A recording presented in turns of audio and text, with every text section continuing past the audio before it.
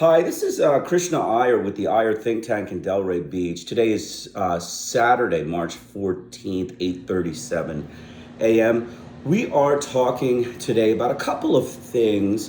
One and most important is the Iran war. We're going to go through a set of articles. I'm not going to actually today and in the future read them. I have been reading them, which I think is, it's helpful to an extent, but I think it takes away from discussion, and think it takes away from a little bit of, scholarly activity. And I think that it's better to discuss them in a systematic way. I have some bullet points that I have put together, and I will include those in the discussion section, and I will include the title of the articles that I'm going to be reviewing in the discussion section, so that we can get an idea of what actually I believe. And I said opinions that you have towards what I say and what I indicate on the YouTube in the discussion section,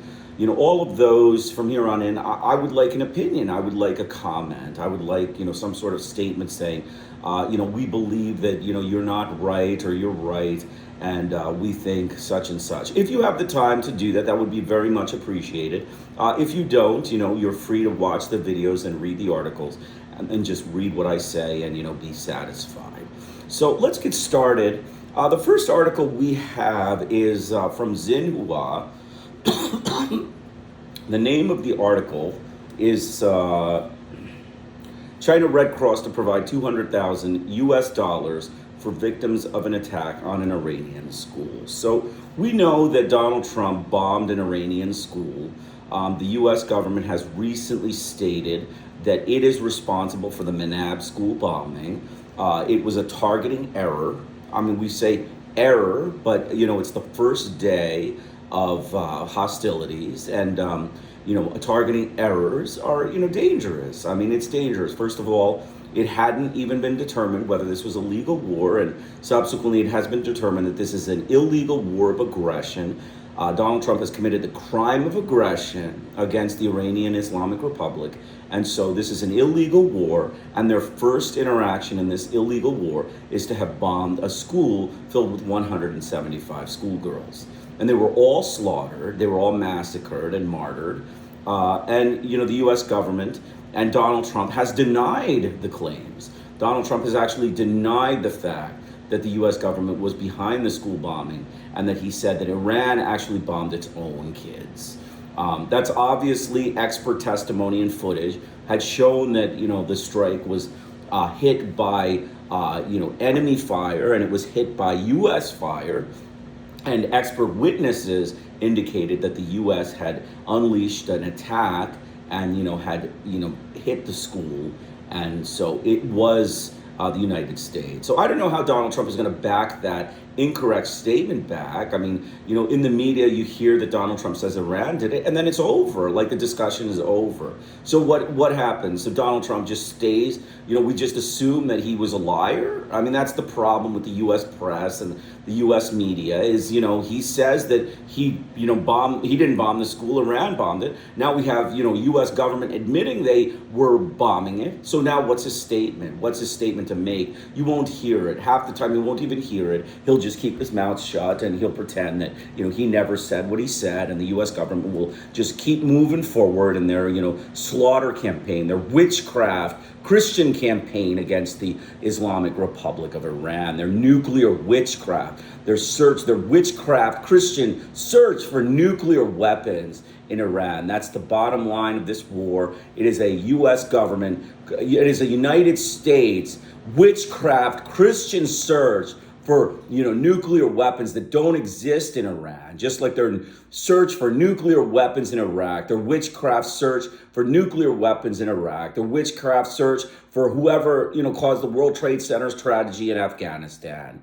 And ultimately it just amounts to slaughter of Muslims, their witchcraft interest in slaughtering Muslims, the racist Christian gangsters' interest in slaughtering Muslims with impunity and without any restrictions. So that's ultimately what it ends up being. And so The reason I brought this article up is that China is coming through with $200,000. The Red Cross of China is coming through with $200,000 for the U.S. bombing of the Minab school. And that's, a very nice thing. The Chinese government is, having to pick up the pieces from the U.S., gangsters' war against the Islamic Republic of Iran. And, basically they are very sympathetic to the families. They said that, the humanitarianism is, intended to help the Iranian people overcome the difficulties that they are currently facing. Targeting schools and harming children constitutes severe violations of international humanitarian law and cross the bottom line of human morality and conscience, said Wang Guo, the Chinese Guo Jiakun, the Chinese Foreign Ministry spokesperson. So, it's a nice thing. It's a nice action by Guo Jiakun. And so China is providing $200,000. Our next article is basically Cuba regime change. We are, talking about Cuba regime change, and the Democratic senators have filed war powers resolution in a bid to restrain Trump on Cuba. So basically, Senate Democrats have attempted to restrict Donald Trump's military excursions in Cuba. The reason being is that his, attacks in Iran, Caribbean, and Venezuela have not included Congress authorization. And so Tim Kaine is the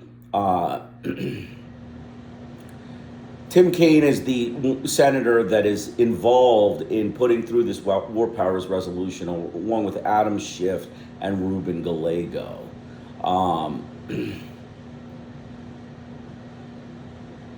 So there are talks, actually, something, I guess positive or negative, depending on how you look at it. There are talks between Miguel Diaz-Canel and Donald Trump administration regarding Cuba's future. Donald Trump says that Cuba has no future if they don't succumb to U.S. hegemony. I don't think the Cuban government is ready for an unprecedented takeover of their land by the U.S. government and, change to capitalism and, capitalist hegemony. But I think that there's, a reason to talk to the Trump administration. Maybe you can work out some sort of deal in which there's, opening to trade and opening to, relations. Opening to relations.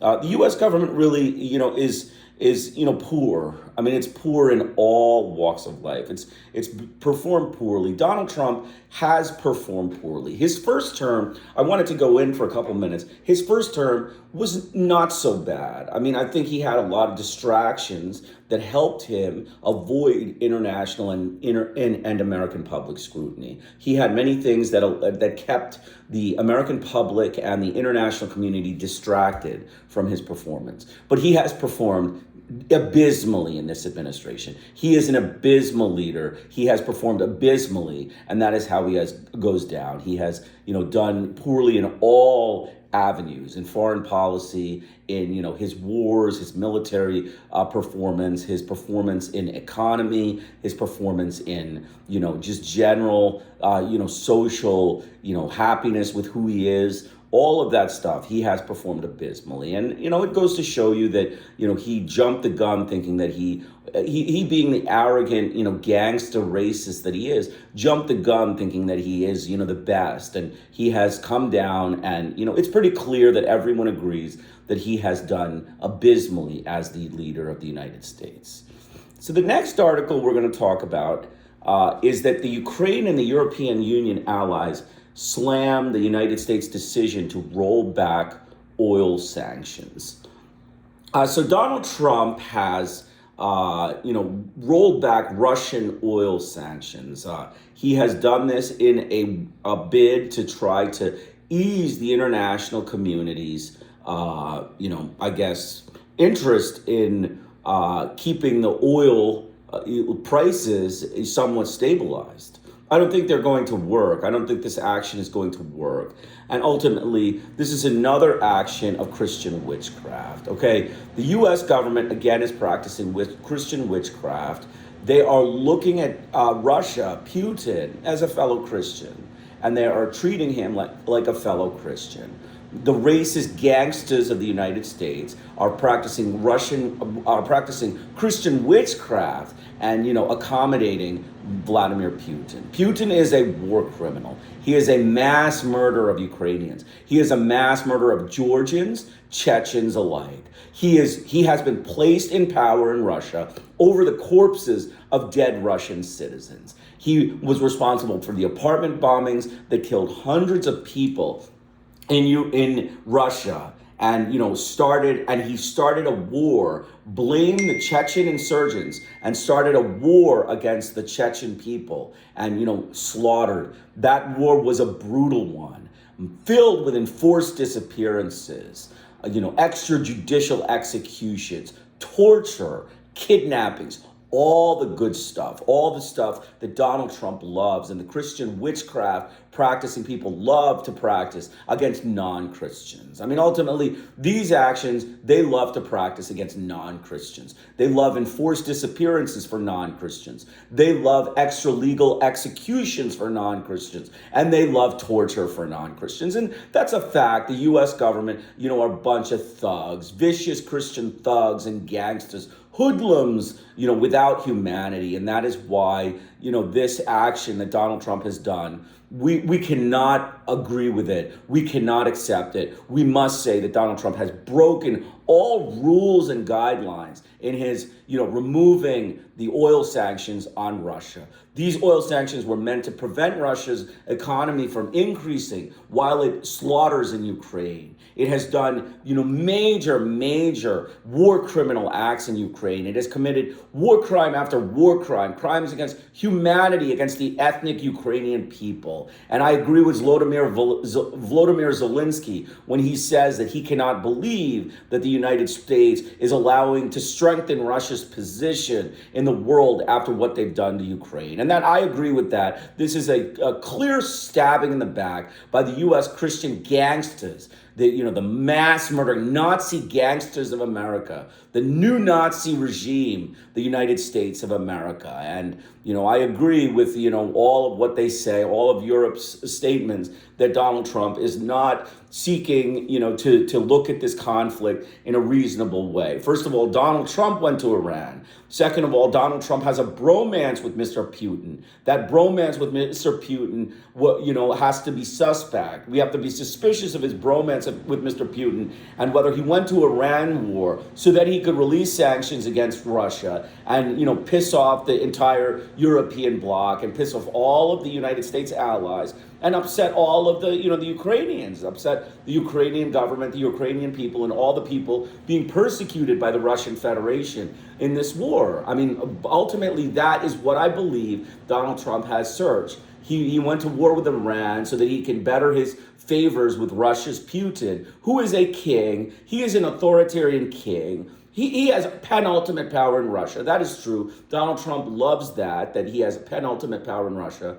But he is also a mafia state runner. I mean, Donald Trump wants a mafia state, then his money is at risk. Okay, Donald Trump's money is at risk. Hegset's money is at risk. Rubio's money is at risk if we have a mafia state. Okay, so Donald Trump thinks that he can control a mafia state, but Putin is the head of a mafia state. He is the one man in power, and his, statement, one word, will result in your murder or enforced disappearance. And, suddenly you will appear in a Siberian prison, and being tortured by the KGB or the security forces of Russia. It's been renamed.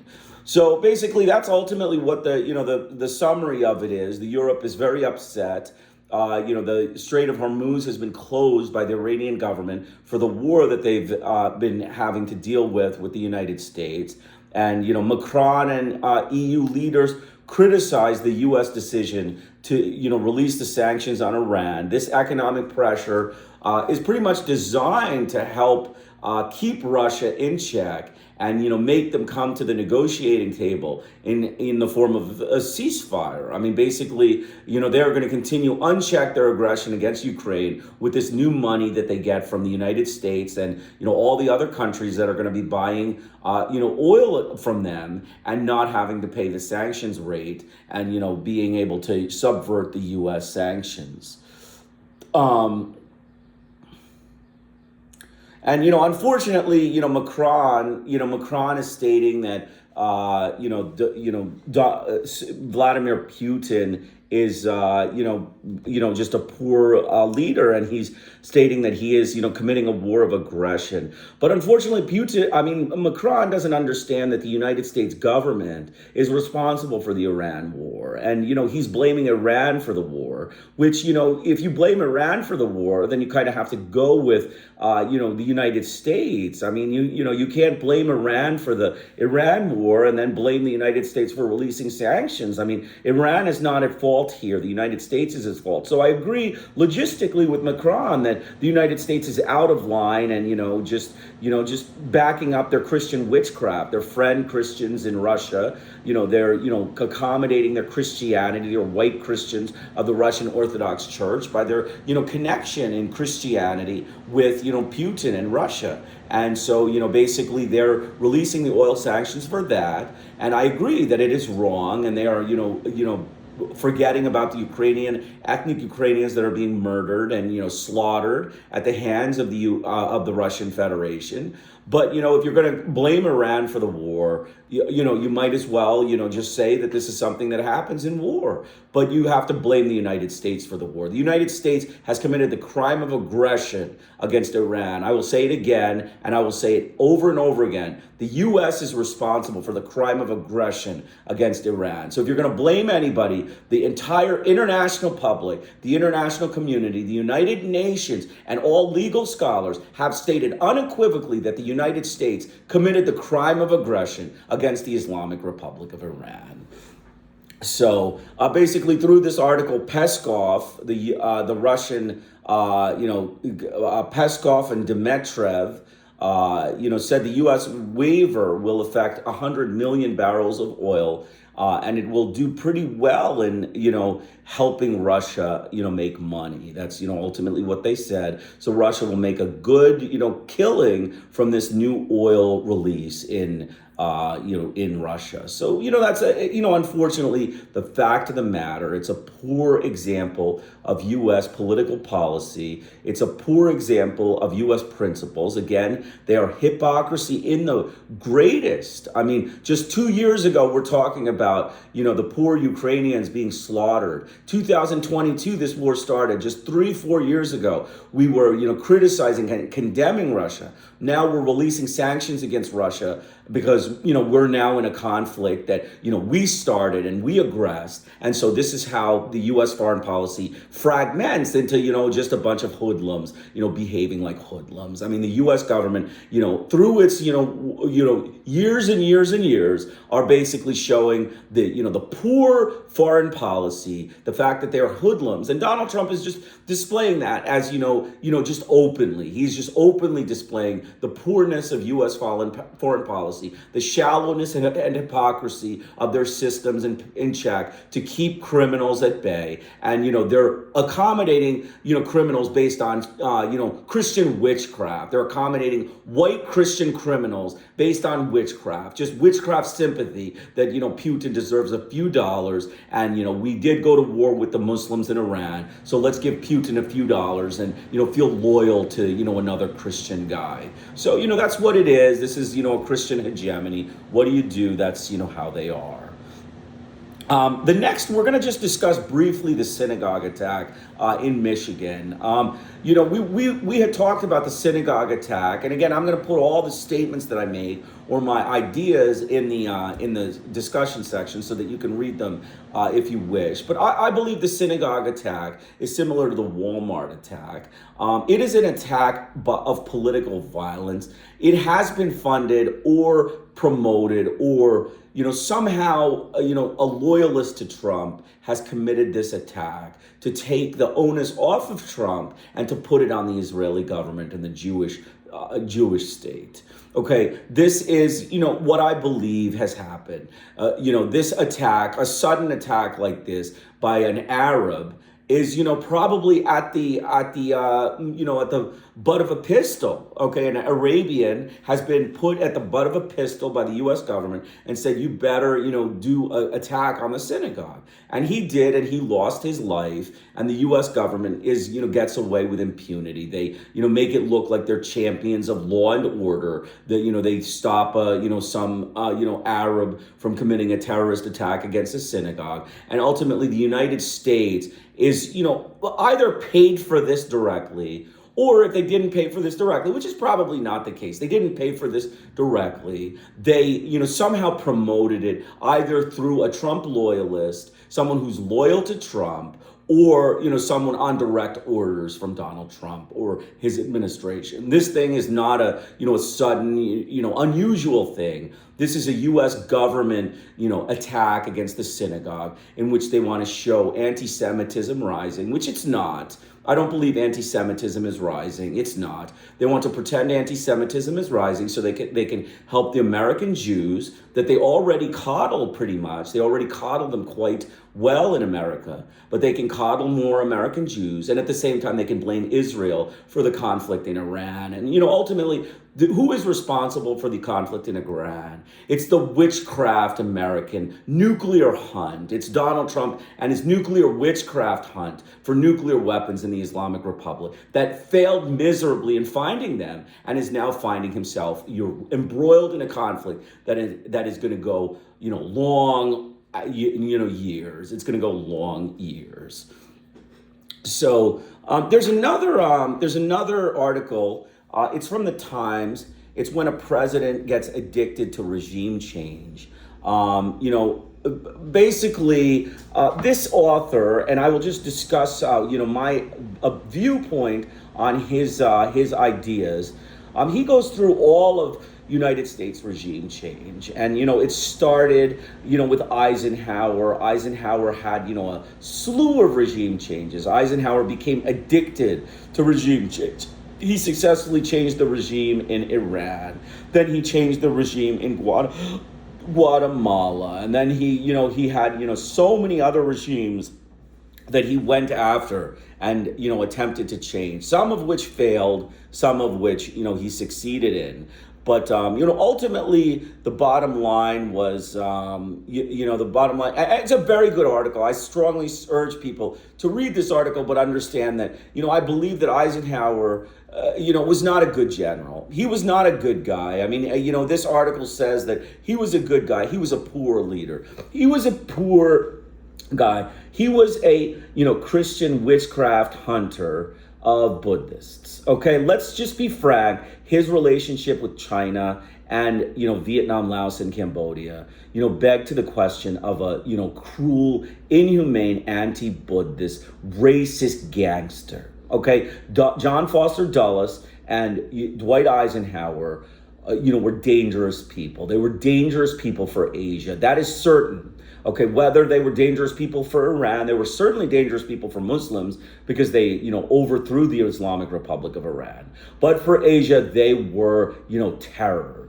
Okay, John Foster Dulles had threatened so many times to unleash nuclear attack and annihilation against China. He got very annoyed at Mao Zedong. He threatened nuclear attack against China. Eisenhower, same thing. He threatened nuclear attack against China.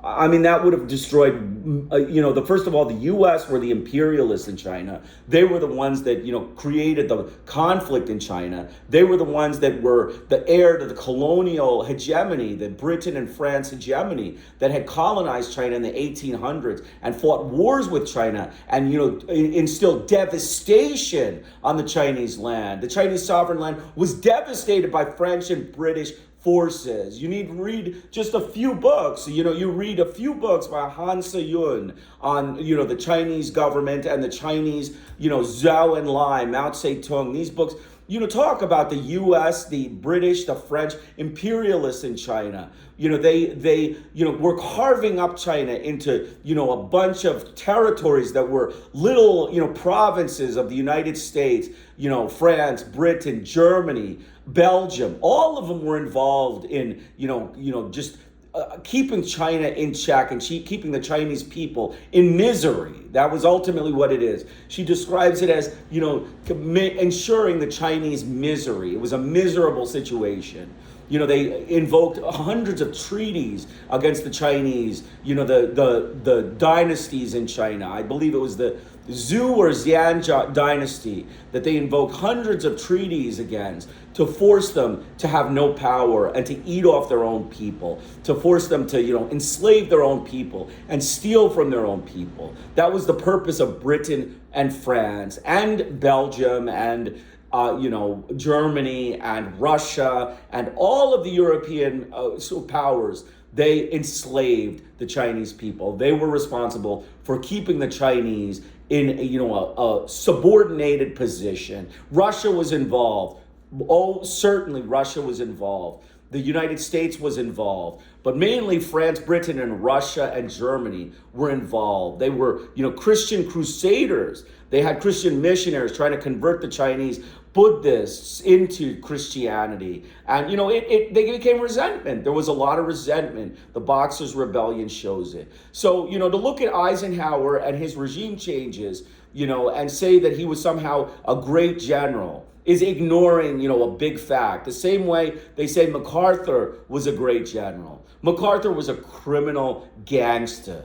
Eisenhower was a criminal gangster of the U.S. government. He was a racist gangster of Christianity. It was witchcraft gangster with nuclear weapons and, a short-tempered ego. That's what I would say describes John Foster Dulles and, Eisenhower. They had short-tempered egos and they unleashed nuclear devastation on Japan, and they unleashed nuclear, they threatened nuclear annihilation of the Buddhists of China, Vietnam, Laos, and Cambodia multiple times. And they started and continued a war of, subordination and oppression against the Vietnamese, Laotians, and Cambodians that resulted in more than, millions and millions loss of life, and just devastation of lands by the United States government. So, Eisenhower goes down as a war criminal. In my opinion, Eisenhower goes down as a war criminal, crimes against humanity, all of that stuff. I would say that Eisenhower goes down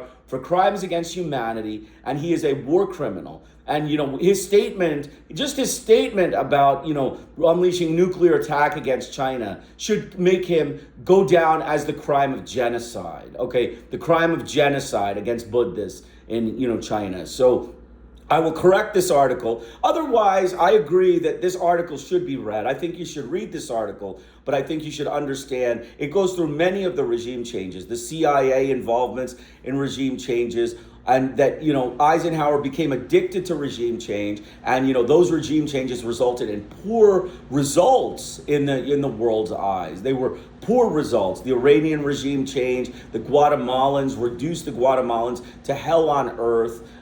Just a terrible, terrible instance of regime change that, the Liberation Army in Guatemala murdered civilians, slaughtered civilians like ruthless gangsters. Eisenhower, he was, paranoid about Soviet communism. And, he, started in Vietnam, Laos, and Cambodia with a chain of regimes. And then he went into Indonesia and Burma.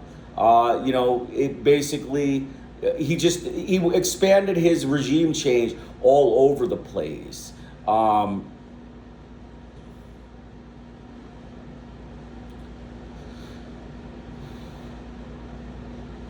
So basically that's, and then one other person is Lumumba. Lumumba of Democratic Republic of Congo. Remember that the United States, overthrew the democratically elected leader, Patrice Lumumba, who was a pro-black, a